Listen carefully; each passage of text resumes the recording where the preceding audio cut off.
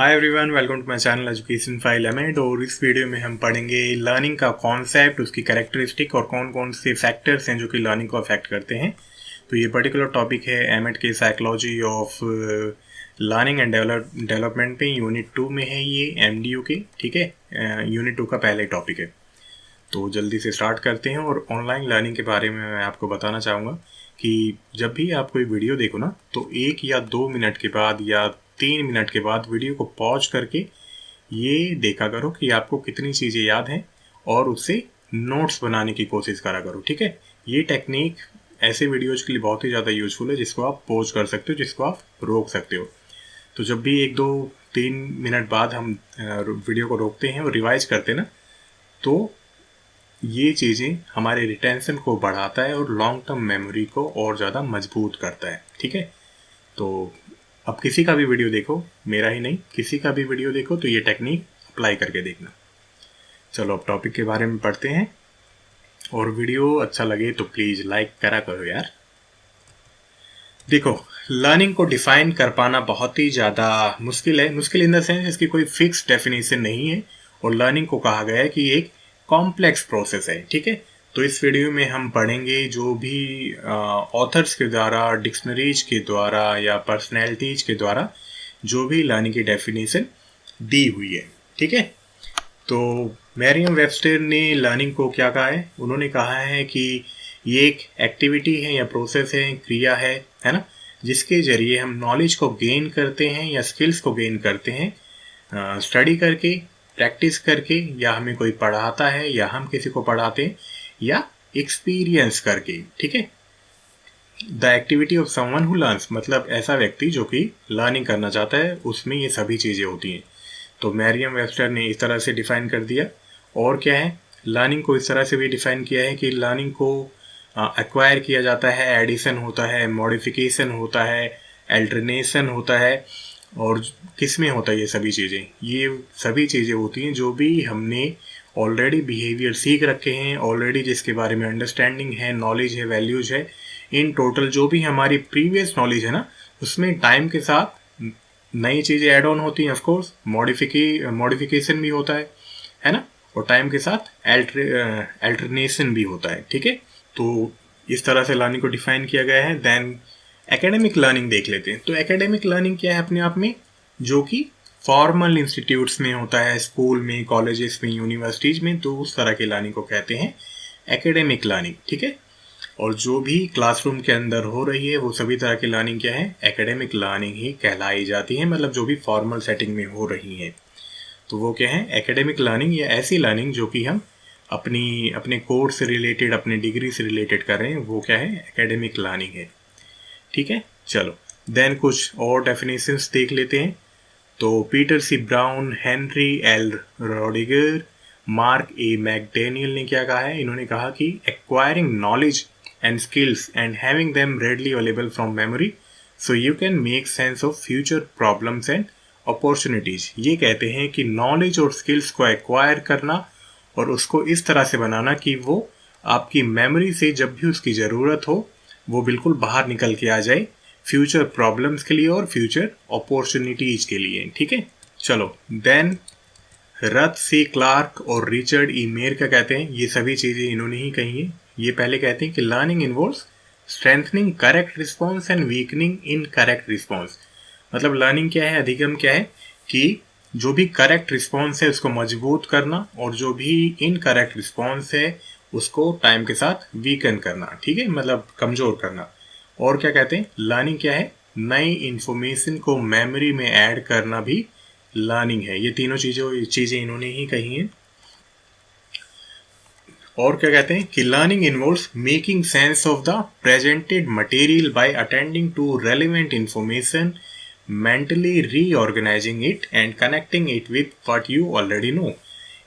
ये लास्ट में ये कहते हैं कि जो भी इंफॉर्मेशन या जो भी मटेरियल आपको प्रेजेंट किया गया है ना, तो उसको हम मेंटली रीऑर्गेनाइज करते हैं और जो भी हमें ऑलरेडी पता है उसके साथ एक कनेक्शन बनाते हैं। ठीक है, मतलब अभी मैं पढ़ा रहा हूँ तो आपको ऑफकोर्स थोड़ा बहुत लर्निंग के बारे में पता होगा। और अब आप जो भी इंफॉर्मेशन आपके सामने प्रेजेंट की जा रही है, आपका दिमाग उसको रीऑर्गेनाइज कर रहा है और प्रीवियस नॉलेज के साथ उसको कनेक्ट कर रहा है। ठीक है, तो ये तीनों चीज़ें प्लीज़ याद रखना और अपनी लैंग्वेज में जो भी इन्होंने कहा है ना उसको डिफाइन कर देना। ठीक है, उसको लिख देना। चलो देन पढ़ते हैं कैरेक्टरिस्टिक क्या है लर्निंग की। Learning involve change. Of course जब आप कुछ नया सीखोगे तो आपके दिमाग में चेंजेस आएंगे, उससे आपके बिहेवियर में भी चेंजेस आएंगे, उससे आप जो भी एक्टिविटी करोगे उसमें भी चेंजेस आएंगे। सपोज आपको बॉलिंग करनी है, बॉल थ्रो करनी है, तो टाइम के साथ जैसे जैसे आप सीखते जाओगे उसमें बदलाव आता जाएगा जब तक आप उसको बिल्कुल अच्छे से ना कर लो। लर्निंग लाइफ लॉन्ग प्रोसेस है, पूरी लाइफ ही हम कुछ ना कुछ सीखते रहते हैं और लर्निंग कभी रुकती नहीं है। Learning is acquisition of new skills, बिल्कुल नया कौशल आना या नए कौशल का एक्विजिशन होना, एक्वायर करना, उसको सीखना भी क्या है, लर्निंग है। लर्निंग रिक्वायर इंटरेक्शन, बिल्कुल चाहे वो लोगों के साथ हो, चाहे वो मटेरियलिस्टिक चीज़ों के साथ हो, मतलब किताबों के साथ हो, कंटेंट के साथ हो, तो इंटरेक्शन तो हमें करना ही पड़ता है लर्निंग के लिए। Experience is necessary for learning, बिल्कुल तजुर्बा होना लर्निंग के लिए ज़रूरी है ना, मतलब प्रीवियस नॉलेज होना ज़रूरी है ताकि हम और आगे अधिक हम कर सकें। चलो देन क्या होता है कि learning is adjustment with previous and insertion new concept, skills and facts. तो जो भी हमारे पास प्रीवियस नॉलेज है उसके साथ एडजस्ट करते हैं।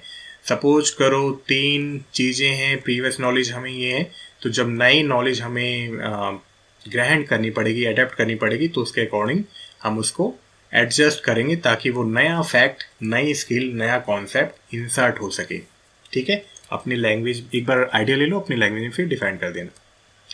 लर्निंग क्या है, डायनेमिक है, ऑफकोर्स डायनेमिक है। हम सिचुएशन टू सिचुएशन उसको ट्राई करते हैं, अलग अलग सिचुएशन में, मतलब अलग अलग सिचुएशन में उसको अप्लाई करने की। और इसी से रिलेटेड फैक्ट है कि लर्निंग ट्रांसफरेबल है। जिसने लर्निंग थ्योरीज पढ़ी हैं कि हॉरिजॉन्टल ट्रांसफ़र होता है और वर्टिकल ट्रांसफ़र होता है।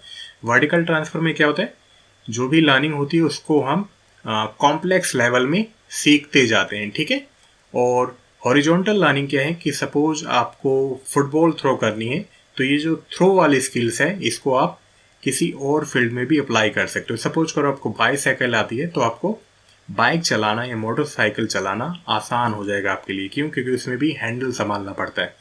तो वो हो गया सेम सी दिखने वाली चीज़ों पे सेम सा जनरलाइजेशन कर जाना।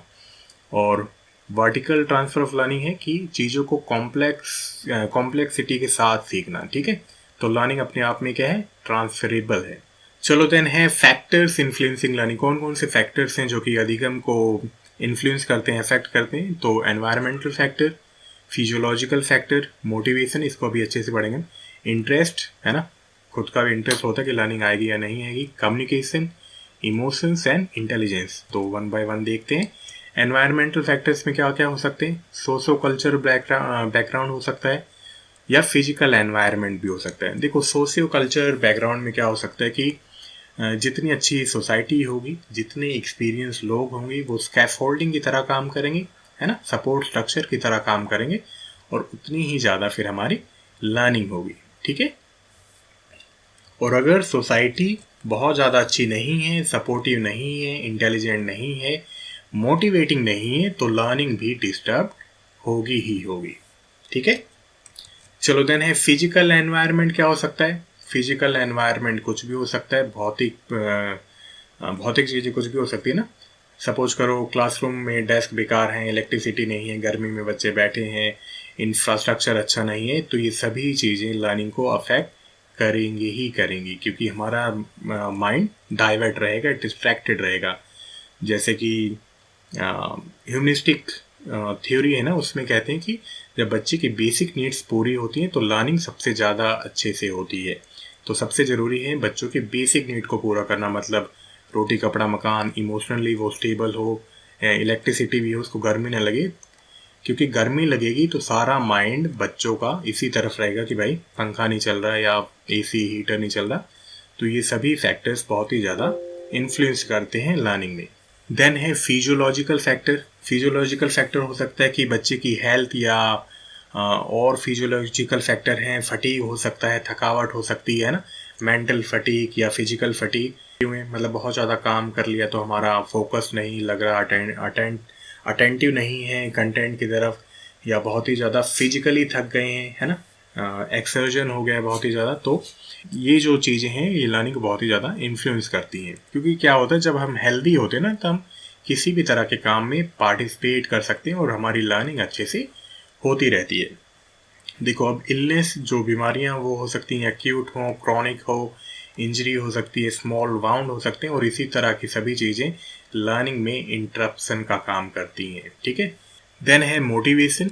तो मोटिवेशन में क्या क्या चीज़ें आती हैं? मोटिवेशन हो सकता है कोई सर्टेन गोल हो सकता है कोई एक्सपेक्टेंसी हो कि भाई मैं पर्टिकुलर काम करूँगा तो मुझे ये मिलेगा, हो सकता है कोई बायोलॉजिकल ड्राइव या मोटिव हो, या हो सकता है कोई री इन्फोर्समेंट या रिवॉर्ड हो। तो जब ये चीज़ें प्रोवाइड की जाती हैं तो लर्निंग ऑफ कोर्स होती है।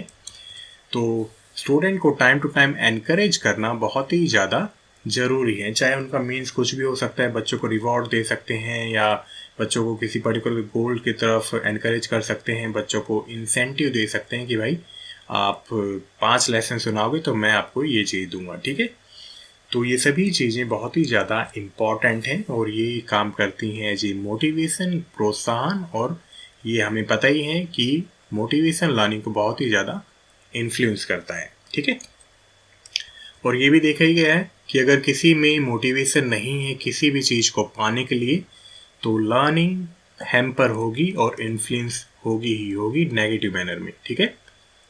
मतलब किसी को कुछ पड़ी नहीं है कि मुझे अवार्ड चाहिए, रिवॉर्ड चाहिए, ना उसके अंदर कोई मोटिव है, ना उसके अंदर कोई ड्राइव है, ना गोल है, तो कहाँ से वो पड़ेगा फिर? देन है उसके पर्सनल इंटरेस्ट।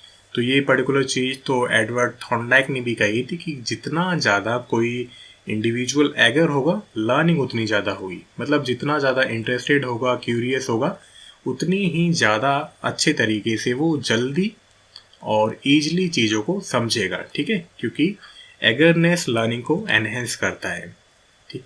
और अगर कोई इंटरेस्टेड है ही नहीं पर्टिकुलर सब्जेक्ट में, पर्टिकुलर टॉपिक में, पर्टिकुलर यूनिट में, तो लर्निंग कहाँ से होगी? वो बेसिकली सभी चीज़ों में उसको बोरियत फील होगी। ठीक है। जैसे होता है ना कि मुझे मैथ बहुत बेकार लगता है, तो मैथ का नाम आते ही इंटरेस्ट ही चला जाता है वहाँ से, तो ऑफकोर्स वो टॉपिक मेरे लिए तो बोरिंग ही लगेगा, है ना। तो इस तरीके से जो इंटरेस्ट है वो भी लर्निंग को अफेक्ट करता है। देन है कम्युनिकेशन। अगर कम्युनिकेशन भी क्लियर नहीं है, जो भी चीज़ें टीचर समझाना चाहता है तो वो लर्नर को समझ में नहीं आएगी। तो इसलिए जो कम्युनिकेशन है बहुत अच्छा होना चाहिए ताकि सभी चीज़ें, मतलब ideas, thought process, opinions teacher के बच्चों को समझ में आ जाए। तो कम्युनिकेशन के लिए क्या है? लैंग्वेज की स्किल्स अच्छी होनी चाहिए कि कहाँ पे कौन सी चीज़ बोलनी है। चलो देन है इमोशंस। तो इमोशंस भी बहुत ही ज़्यादा रोल प्ले करते हैं। सपोज करो जब हम एंग्री होते हैं, मतलब गुस्से में होते हैं, या दुखी होते हैं, फ्रस्ट्रेटेड होते हैं, या बहुत ही ज़्यादा लव में होते हैं, तब भी लर्निंग अच्छे से नहीं हो सकती है। लर्निंग के लिए चाहिए स्टेबल एनवायरनमेंट, मतलब इंटरनली स्टेबल होने चाहिए, तभी लर्निंग अच्छे से होगी। क्योंकि जब ये सभी चीज़ें होती है ना तो हमारा माइंड किसी भी पर्टिकुलर चीज़ पे फोकस नहीं कर पाता है। ठीक है। और जब हम स्टेबल होंगे तो हम बिल्कुल एम पे फोकस कर पाएंगे, और अगर फोकस अच्छे से कर पाएंगे, हम अटेंशन दे पाएंगे, तो लर्निंग बहुत ही ज़्यादा अच्छे से होगी। ठीक है। तो यही चीज़ें कही थी कि बच्चों का इमोशनली स्टेबल होना बहुत ही ज़्यादा ज़रूरी है। ये किसने कहा था? अब्राहम मास्लो ने और कार्ल रॉजर ने। ठीक है। कि बच्चों का इमोशनली स्टेबल होना ज़रूरी है ताकि लर्निंग अच्छे से हो सके। चलो देन है इंटेलिजेंस। तो पर्टिकुलर इंटेलेक्चुअल लेवल या कॉग्निटिव लेवल बहुत ही ज़्यादा रोल प्ले करता है लर्निंग के होने या ना होने में। सपोज किसी का आईक्यू ही इतना अच्छा नहीं है कि वो चीज़ों को समझ सके या लर्निंग कर सके। Learning in the sense, learning क्या है? मतलब वो स्किल्स को नहीं एक्वायर कर पा रहा है, नॉलेज को एक्वायर नहीं कर पा रहे, या जो भी उसको चीज़ें दिखाई जा रही हैं उसके माइंड में वो चीज़ें अरेंज ही नहीं हो रही हैं। तो वहाँ पे किसका रोल आता है, वहाँ पे आता है इंटेलिजेंस कोसेंट का रोल, है ना। अब कोई इंडिविजुअल इंटेलेक्चुअल लेवल पे, कॉग्निटिव लेवल पे इतना अच्छा नहीं है तो लर्निंग उतनी ज़्यादा अच्छे तरीके से नहीं होगी। और इसमें बेसिकली क्या है, इंडिविजुअल डिफरेंसेस भी आ जाते हैं कि सभी का आईक्यू अलग अलग है, तो लर्निंग में सभी में लर्निंग भी अलग अलग तरीके से होगी। ठीक है, तो टीचर्स को ये भी पता होना चाहिए कि किस बच्चे में कैसा आईक्यू है, और अगर बिल्कुल ही उसे समझ में नहीं आ रहा है तो हो सकता है उसमें कोई लर्निंग डिसेबिलिटी हो। ठीक है, तो ये सभी चीज़ें थी जो कि लर्निंग को बहुत ही ज़्यादा इन्फ्लुएंस करती हैं, और इसी के साथ हमने ये टॉपिक पढ़ लिया है। आई होप आपको अच्छे से समझ में आया होगा। मिलते हैं नेक्स्ट वीडियो में। Till then bye bye, take care.